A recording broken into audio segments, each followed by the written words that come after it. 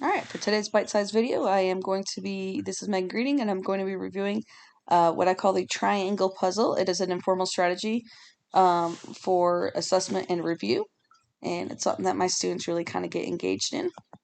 Alright, so what is the triangle game?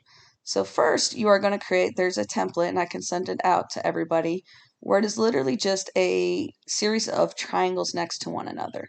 And you're going to cut that out into a bunch of little pieces um, to help them put together as a puzzle. So if we just look up close at one, so for example, we have judicial branch here, and then it matches up to the definition of the judicial branch or some sort of concept connection to it.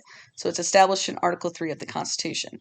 Another example is you have jurisdiction here, the authority to hear a case. So each piece of the puzzle is going to be connected to several other pieces of the puzzle through these different connections. What you do is you give the students a blank sheet. I usually start them off with one to get them started. So I have the judicial branch in the middle so they know where the first piece is to go. Now, if you want to differentiate instruction, you can definitely put a few more hints throughout.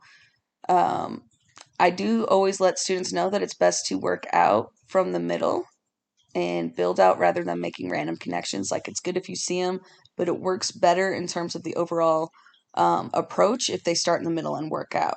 You can differentiate this on difficulty of content, the length of the description, so how much reading they have to do to make those connections, or like I said earlier, providing additional cues on the background. One thing that I find is really helpful to get my students engaged is to make it a competition. So the more competition, the higher the student engagement. And they just go through and they start putting puzzle pieces on, and then I come around and check.